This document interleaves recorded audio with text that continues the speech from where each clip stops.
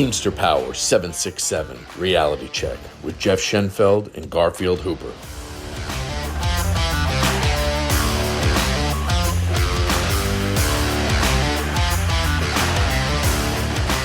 All right, Garfield, we're getting right into it as usual. Today we're going to talk about Article 5, sanitary conditions. Sanitary conditions. Yeah, Yep. it seems to be a problem that UPS has sometimes, especially in some like the older buildings or some of the smaller buildings.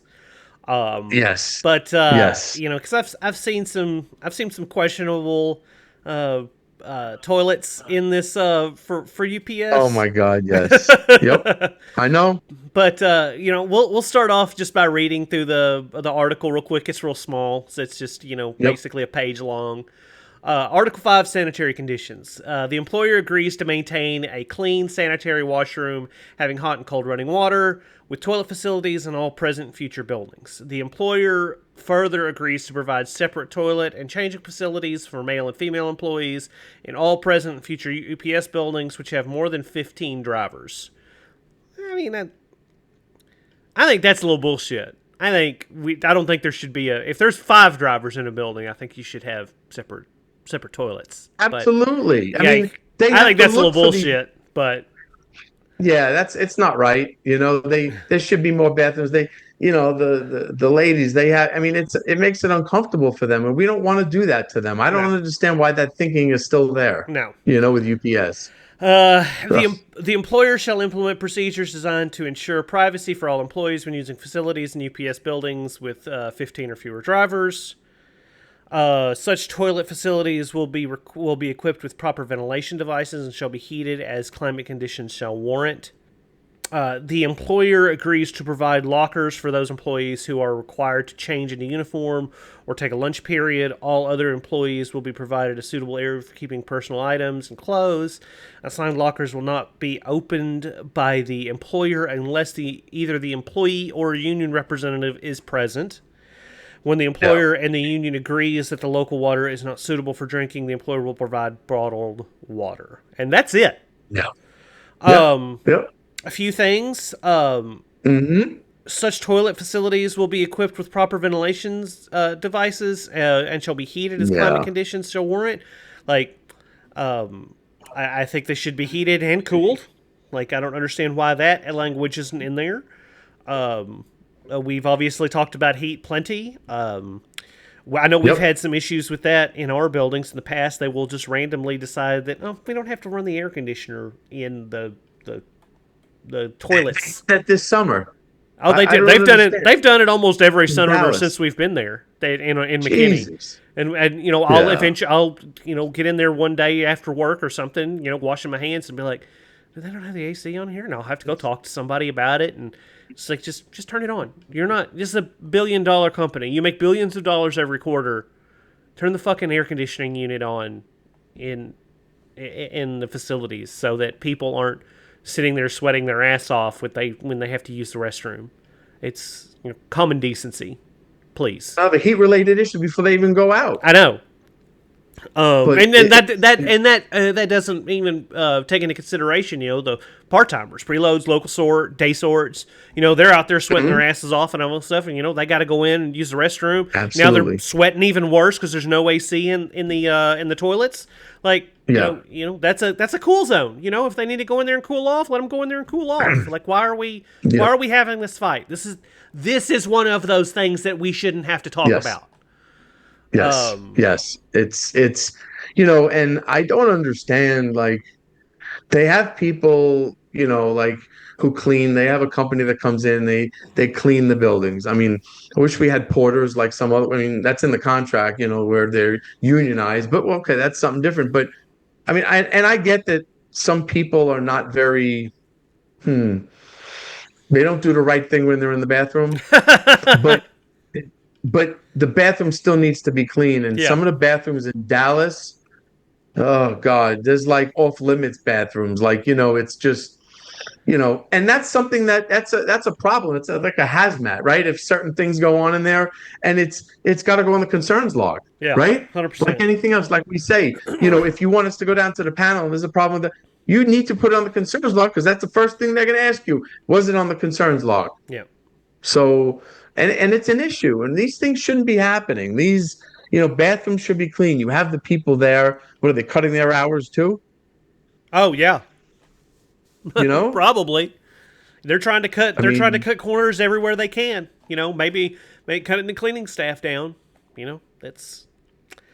it's It'd be in nice my if that stuff was contractual as well, but yeah, yeah. Just, those are like simple things, right? Those yeah, are things that like humane things, right? Doing the right thing. I had a young lady years ago with ladies have some things, they have to do. There should be little garbages in the, in the women's bathroom, just yeah, for them. And I tried getting that in there, and they wound up getting that in there. But did they keep it up? No. yeah. It's not right. It's not right. It's not fair to the women. It's just not. Um, So the next paragraph goes on to talk about, obviously, lockers, things like that.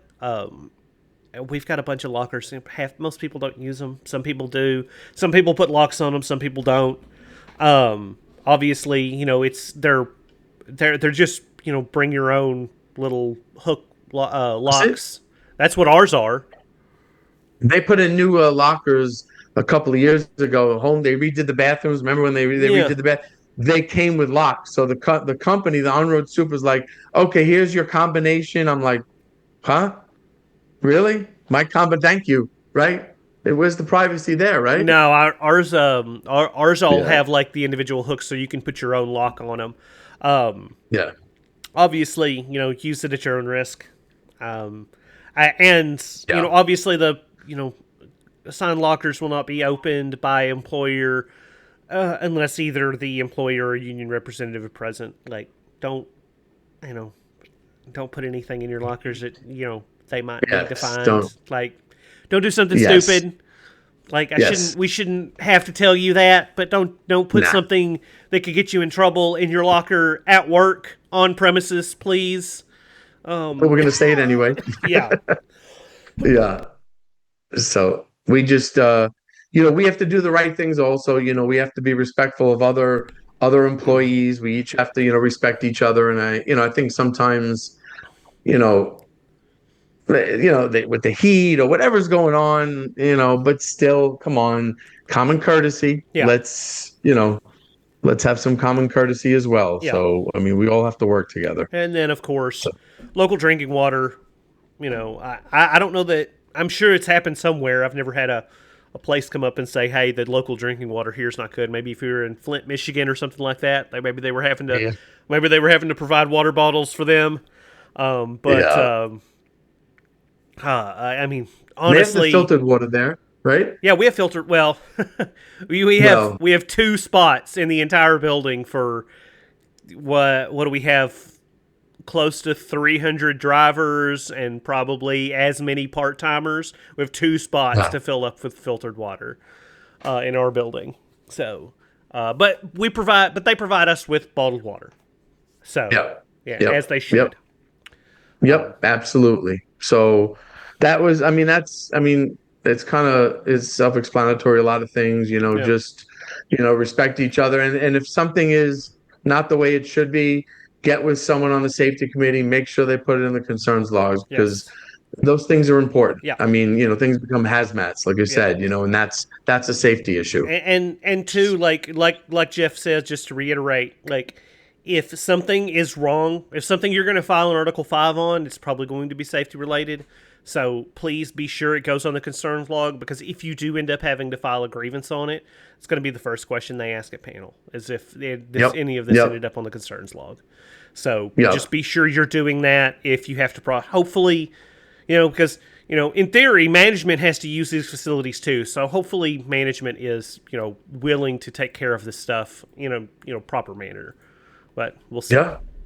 Yeah. And one last thing, we still need to talk about the heat. It's still in the 90s in Texas. Oh yeah. I mean, that's still here. Yeah. I know it's a lot of the country is, it's a lot cooler, but there's still certain parts of the country. It's still hot. Yeah, It's still hot. we're still in the summer in Texas, so Yep. Even though fall's on Monday, I think it'll still be summer, you know?